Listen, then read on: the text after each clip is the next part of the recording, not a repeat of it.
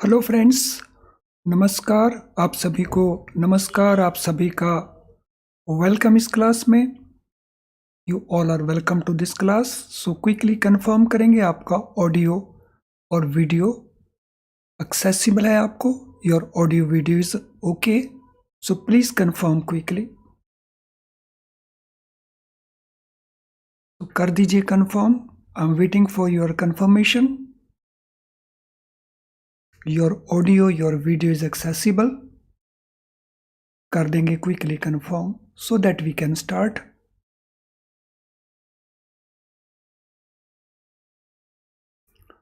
Okay, so we can start operational aspect of bank accounts of partnership. तो हम continue करेंगे पिछले lesson से। So documents for opening partnership forms account. अगर हमने पार्टनरशिप फॉर्म का अकाउंट ओपन करना है तो उसके लिए हमें डॉक्यूमेंट्स कौन कौन से रिक्वायर्ड होंगे। So which documents we will be needing. So first of all current opening form and that will be signed by all the partners। Current account opening form को सारे के सारे पार्टनर साइन करेंगे। तो इन पार्टनर्स में दो तरह के पार्टनर्स हो सकते हैं, एक जो एक्टिव पार्टनर्स हैं और दूसरे जो स्लीपिंग पार्टनर्स हैं। So sleeping partners are the partners who make investment but they do not participate in day to day administration. और एक्टिव जो हैं वो इन्वेस्ट भी करते हैं और डे टू डे वर्किंग में पार्टिसिपेट भी करते हैं। और ये दोनों ही तरह के पार्टनर्स अकाउंट ओपनिंग फॉर्म को साइन करेंगे। और अगर किसी माइनर को एडमिट किया है for the purpose of benefit तो माइनर को साइन नहीं करवाएंगे। So minor will not sign the account opening form because he is not a partner. Specimen signature card sign करवाया जाएगा सभी पार्टनर से। So specimen signature card signed by all will be obtained. Then partnership letter signed by all partners। यहाँ पे major का issue नहीं है। Partnership letter signed by all partner, तो यहाँ पे मेजर का इशू नहीं है बिकॉज माइनर तो पार्टनर हो ही नहीं सकता है। सो अगर पार्टनरशिप डीड बनी हुई है तो पार्टनरशिप डीड ले ली जाएगी, और पार्टनरशिप डीड नहीं बनी हुई तो देन पार्टनरशिप लेटर ले लिया जाएगा which will be signed by all of them. और अगर पार्टनरशिप डीड की कॉपी लेते हैं तो एक बार ओरिजिनल को जरूर देखेंगे और सर्टिफाई कर लेंगे। सो सर्टिफाइड कॉपी ऑफ पार्टनरशिप, लेकिन ओरिजिनल को एक बार देखेंगे वेरिफिकेशन के पर्पस के लिए और उसको रिटर्न कर देंगे।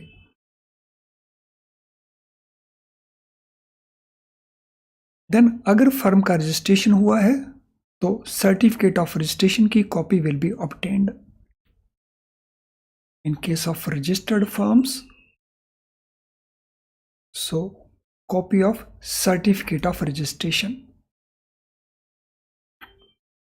that will be obtained. Then complete instructions will be obtained that who will operate the account. The instructions will be obtained regarding who will operate the account. और जो अकाउंट ऑपरेट करेगा उसके स्पेसिमेन सिग्नेचर कार्ड भी लिया जाएगा, उसके designation के साथ और उसकी कैपेसिटी के साथ। So instructions regarding authority to operate the account along with the specimen signature of authorized persons along with their designation।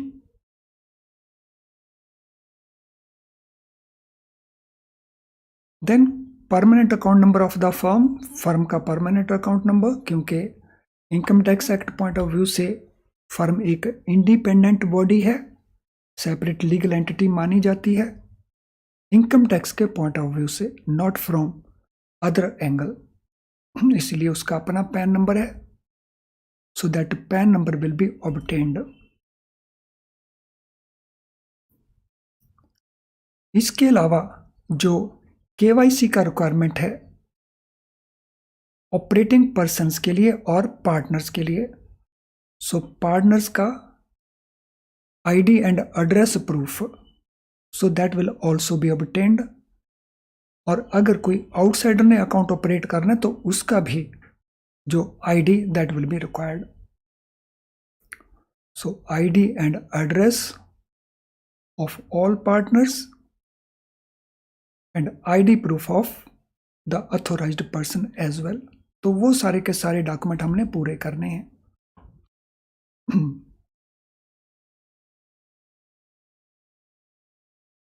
I hope हमने हर चीज को अच्छे से नोट कर लिया है और अंडरस्टैंड कर लिया है। तो चलिए अब हम चलेंगे कुछ क्वेश्चंस के ऊपर, लेकिन उससे पहले तो आपकी स्क्रीन इस समय थोड़ी ब्लैंक आ रही होगी, डोंट वरी, अभी वो ठीक हो जाएगी।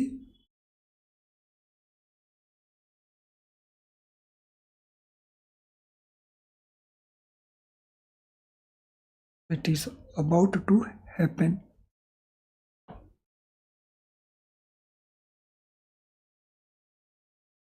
तो चलिए इससे जो रिलेटेड क्वेश्चंस हैं अब आप उनको आंसर करेंगे। पहला question, what does section 4 of Indian partnership act define? तो इंडियन पार्टनरशिप एक्ट का जो सेक्शन 4 है वो किस चीज को डिफाइन करता है? Question number 1। सो सभी स्टूडेंट्स कोशिश करेंगे आंसर देने की। All students will try to answer the questions. Question का नंबर पहले लिखना है और फिर आंसर लिखना है। Write question number first and then write the answer. So Indian partnership act section 4 किस चीज को डिफाइन करता है?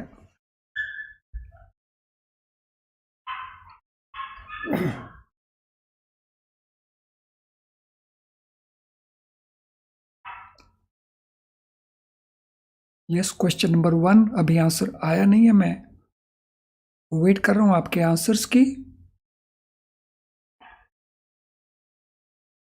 What is answer to question number 1?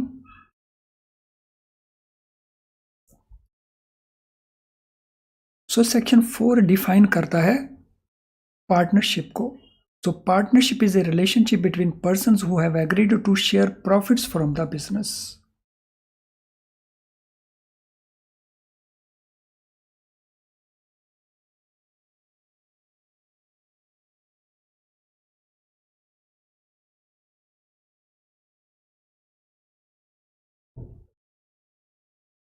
So, relationship between persons who have agreed to share profits of the business. So, partnership एक contract है उन persons के बीच में जो एग्री करते हैं बिजनेस करके प्रॉफिट या लॉस को शेयर करने का। Question number 2, is registration of A partnership firm mandatory in India? क्या इंडिया के अंदर पार्टनरशिप फर्म का जो रजिस्ट्रेशन है वो मैंडेटरी रिक्वायरमेंट है? Question number 2। Question number 2, what will be the answer for question number 2? Is it mandatory that partnership should be registered?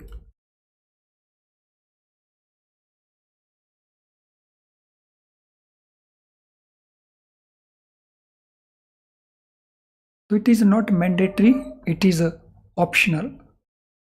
लेकिन Gujarat and Maharashtra state के अंदर इट इज मैंडेटरी। तो 2 स्टेट्स को छोड़ करके बाकी स्टेट्स में it is optional. Question number 3, where should cheque payable to the firm be credited? अगर फर्म को एक चेक पेएबल है तो उस चेक को कहां क्रेडिट किया जाएगा, किस अकाउंट में क्रेडिट किया जाएगा? So there is a firm called XYZ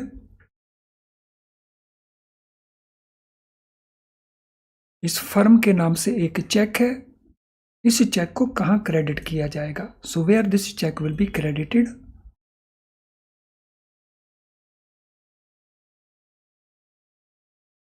सो ये चेक इस फर्म के अकाउंट को ही क्रेडिट किया जाएगा। तो अगर कोई पार्टनर इस चेक को लेके आ जाता है तो पार्टनर के अकाउंट में इस चेक को क्रेडिट नहीं किया जा सकता, because this is a property relating to the firm, and firm की प्रॉपर्टी को अकेला पार्टनर नहीं ले सकता। Question number 4, what should happen in case of any dispute among partners? अगर पार्टनर्स में कोई डिस्प्यूट हो जाए तो ऑपरेशंस को लेकर के हमारा डिसीजन क्या होगा? What will happen in case of any dispute among partners?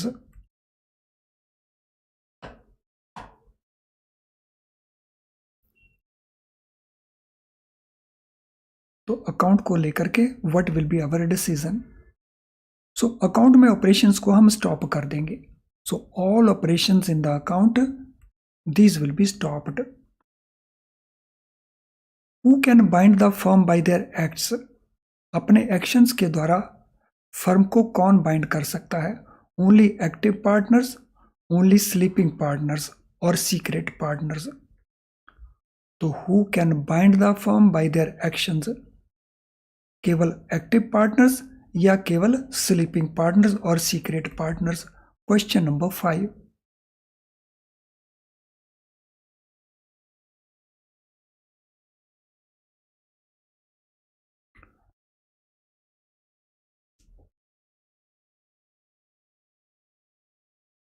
So active and sleeping और सीक्रेट पार्टनर्स सारे के सारे ही ऐसा कर सकते हैं। So by their actions they can bind the firm. What is Clayton rule in a partnership firm? Partnership firm के अंदर क्लेटन रूल क्या होता है? सो क्लेटन रूल एक बहुत फेमस रूल है ब्रिटिश बैंकिंग हिस्ट्री का, और इंडिया में भी हम उसको बहुत यूज करते हैं, डिस्कस कर सकते हैं। वो रूल किसके साथ रिलेटेड है?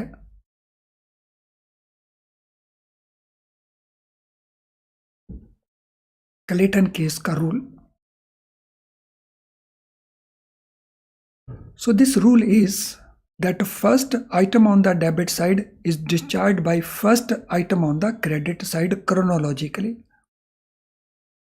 तो लास्ट लेसन में हमने इसको डिस्कस किया था क्लेटन केस के रूल को, कि रनिंग अकाउंट्स के अंदर एक तो ये इंपॉर्टेंट पार्ट है इसके अंदर कि क्लेटन केस का जो रूल है वो रनिंग अकाउंट्स के अंदर एप्लीकेबल है। सो रनिंग अकाउंट जैसे कैश क्रेडिट हो सकता है, ओवरड्राफ्ट हो सकता है। इन अकाउंट्स के अंदर हर एक जो डेबिट एंट्री है, each debit entry it is a separate loan, ऐसा अज्यूम किया जाता है क्लेटन केस रूल के अंदर। और क्लेटन केस का रूल का प्रिंसिपल क्या है? ये प्रिंसिपल कहता है first item on debit side, यानी फर्स्ट डेबिट वो डिस्चार्ज हो जाएगी by first credit in the account, और यही क्रोनोलॉजिकल ऑर्डर कंटिन्यू करेगा। Okay, question number 7, what happens when A partner dies in a partnership firm? अगर पार्टनरशिप फर्म में partner की डेथ हो जाए देन व्हाट विल हैपन? क्या हैपन होगा? What will happen if a partner dies in a partnership firm? What will happen? क्या happen होगा?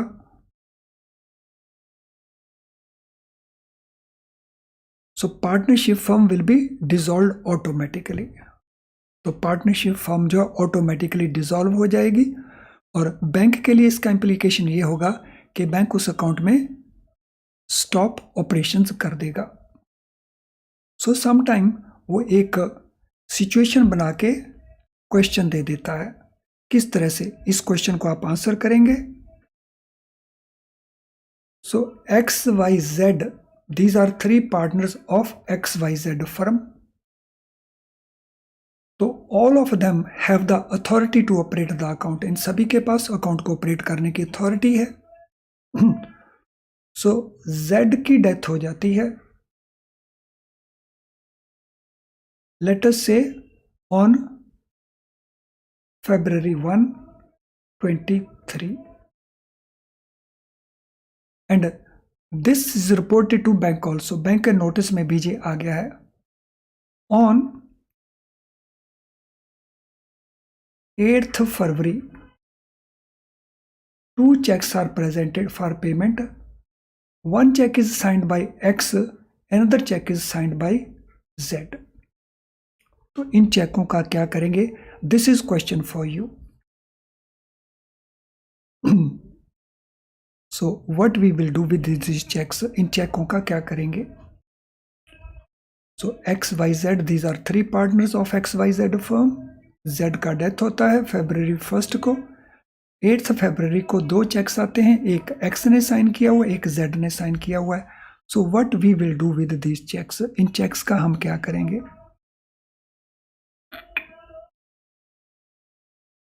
Yes, question for you. So what will be the answer to this question?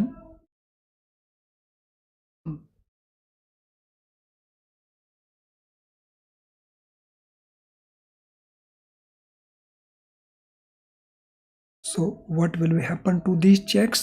क्या होगा इन चेकों का? So both of these checks will be returned. So जिसकी death हुई है उसका साइन किया हुआ चेक भी वापस कर देंगे, और जो अलाइव है उसका साइन किया चेक भी वापस कर देंगे. सो सम टाइम एक और क्वेश्चन भी आ जाता है. So we have this firm XYZ, इसी नाम से फर्म है, ये 3 पार्टनर्स हैं. सो दे अपॉइंट A एज मैंडेट. इसकी फेवर में अकाउंट को ऑपरेट करने की मैंडेट दे देते हैं. तो इस केस के अंदर अगर A का डेथ हो जाता है तो उसके साइन किए चेक्स का क्या करेंगे?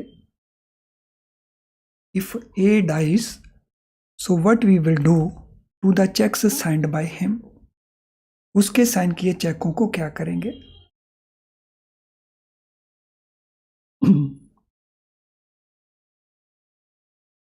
सो इसी से रिलेटेड क्वेश्चन है.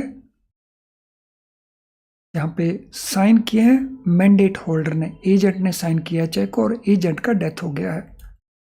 तो what we will do in this case. इस केस में हम क्या करेंगे?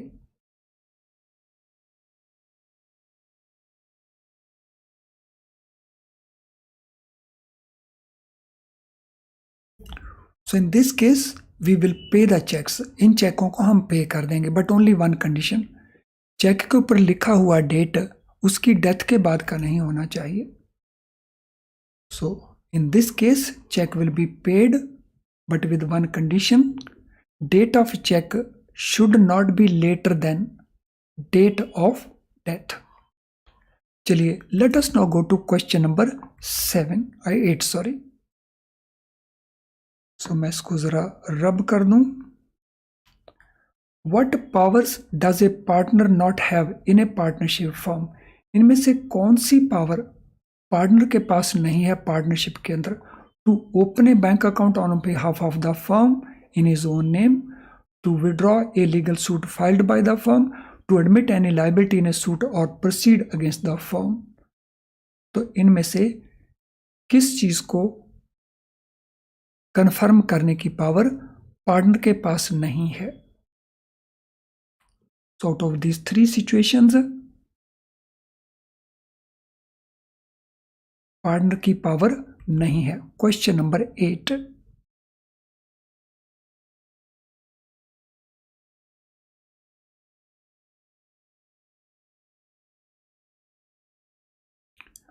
सो पार्टनर के पास इन तीनों में से ही किसी को भी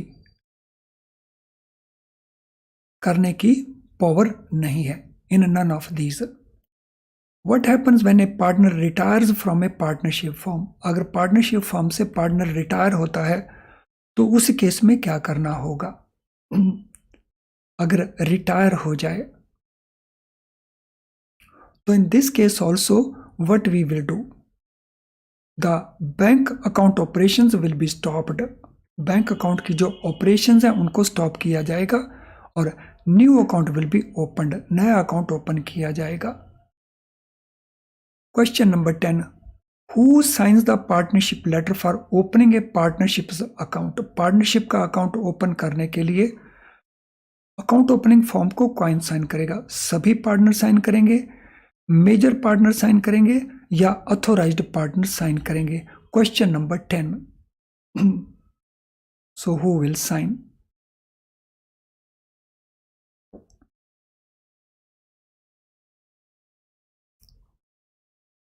So all partners they will sign, सभी पार्टनर साइन करेंगे, लेकिन वो पार्टनर्स मेजर पार्टनर है। वैसे लिखने की जरूरत नहीं है मेजर, बिकॉज पार्टनर्स मेजर ही होते हैं, क्योंकि माइनर तो पार्टनर होता ही नहीं है। So all partners will sign, तो answer should be all partners, not major partner, because partnership के अंदर मेजर नाम से कोई पार्टनर नहीं होता, all partners are major. What type of partnership firm requires a certificate of registration? तो किस फर्म से हम सर्टिफिकेट ऑफ रजिस्ट्रेशन डिमांड करेंगे? सो हम डिमांड करेंगे सर्टिफिकेट ऑफ रजिस्ट्रेशन जिस फर्म ने अपना रजिस्ट्रेशन करवाया है रजिस्टर्ड पार्टनरशिप फर्म से। चलिए इसके बाद हम चलते हैं हिंदू अनडिवाइडेड फैमिली के अकाउंट से रिलेटेड जो ऑपरेशनल मैटर्स हैं वो क्या क्या हैं। So operational matters relating to account of Hindu undivided family.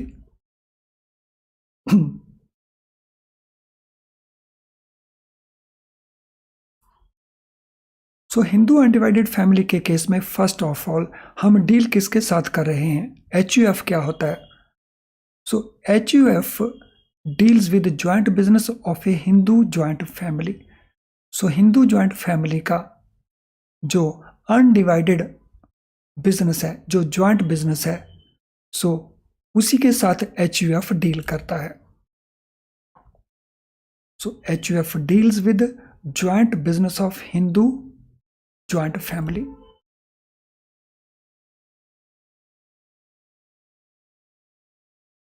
HUF को कॉन्ट्रैक्ट के द्वारा क्रिएट नहीं किया जा सकता, सो एग्रीमेंट करके नहीं। पार्टनरशिप को हम एग्रीमेंट के थ्रू करते हैं, लेकिन HUF को थ्रू एग्रीमेंट क्रिएट नहीं किया जा सकता, so it can not be created through contract.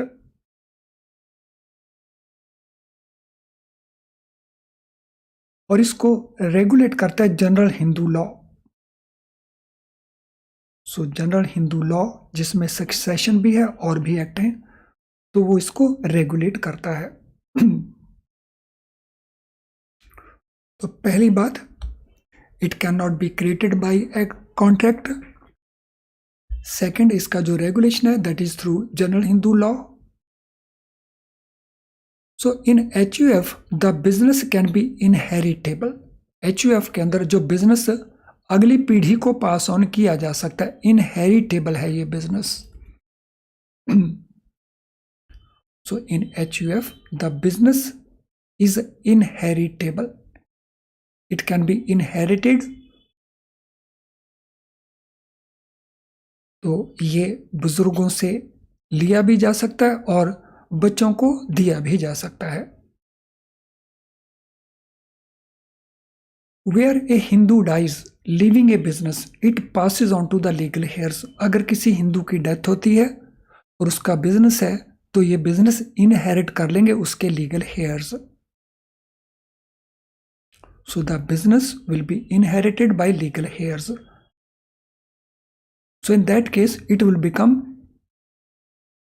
joint business. तो उस केस में जब उसके legal heirs उसको inherit करेंगे तो it will becomes the joint business. तो ये joint business बन जाएगा। So if he leaves the children, अगर उसके children हैं तो ये उनके पास चला जाएगा और प्रॉपर्टी HUF प्रॉपर्टी बन जाएगी। तो इस तरह का business it will go to the children, it will descend upon them. Descend होता है, इसके चिल्ड्रन इनहेरिट कर लेंगे। और इस प्रॉपर्टी को, इस बिजनेस को हम HUF बिजनेस कहेंगे. So it will become HUF business. I hope कि HUF क्रिएट कैसे होता है. All these matters are clear to all of you. सभी को ये सारे मैटर्स क्लियर हो गए होंगे. सो उस फैमिली के जो मेंबर्स हैं, ये जो चिल्ड्रन हैं, सो उनको हम कहते हैं को पार्टनर्स. HUF में ये स्पेसिफिक वर्ड है, को पार्टनर्स. सो फैमिली के जो मेंबर्स हैं, दे आर कॉल्ड को पार्टनर्स. ये मेंबर्स को पार्टनर्स कहलवाते हैं.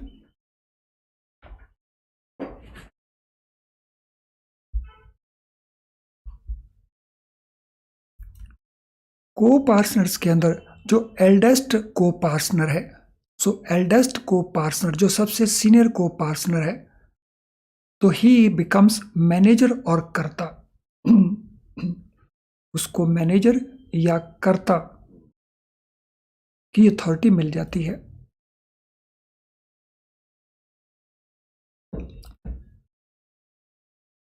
और दिस को partner, it can be male also,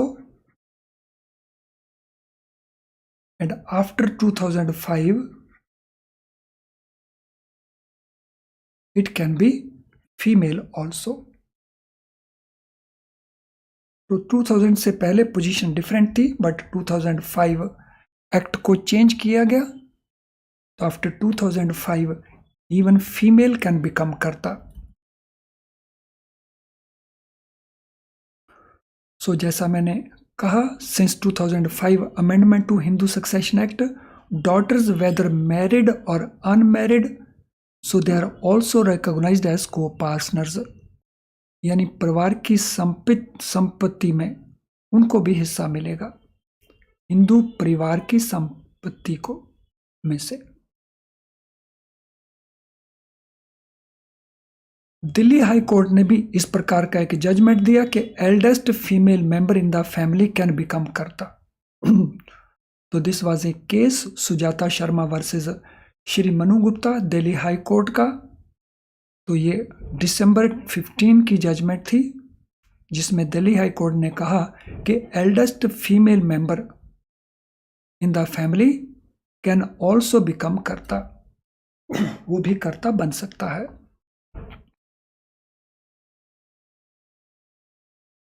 When an account is opened in the name of HUF, all the adult members have to sign even though कर्ता would operate the account. सो जब account open किया जाएगा तो जितने भी adult members हैं वो sign करेंगे. हालांकि कर्ता अकेले भी अकाउंट ओपन कर सकता है. तो बाकी को पार्टनर्स को, मेंबर्स को बाइंड करने के लिए लीगली तो हम सभी से as a matter of precaution sign करवाएंगे. But at the same time legal position must be known to us कि even signature by karta are enough.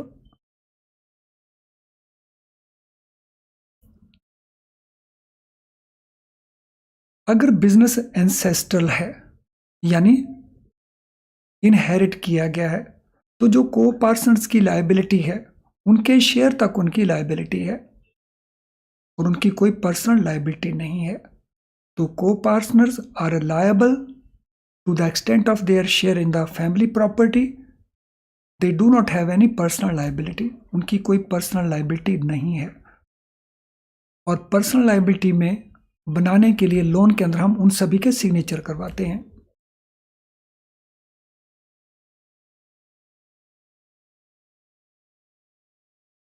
तो देखिए इसमें किसी का कोई क्वेश्चन हो किसी तरह का? Anyone having any question? सो अदरवाइज हम नेक्स्ट सेशन में कंटिन्यू करेंगे. तो आई एम श्योर कि आज का ये सेशन आपको बहुत यूजफुल लगा होगा.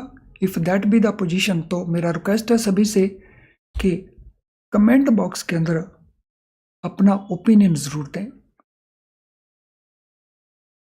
सो यहाँ पे आप चैट बॉक्स में इस समय, तो चैट बॉक्स के बजाय आप कमेंट बॉक्स उसमें अपना ओपिनियन दें। सेशन आपको कैसा लगा और क्यों लगा, जैसा आपको भी लगा। तो चलिए आज की क्लास को हम यहीं पे वाइंड अप करते हैं। सो हम नेक्स्ट सेशन में मीट करेंगे। Thank you friends, all the best.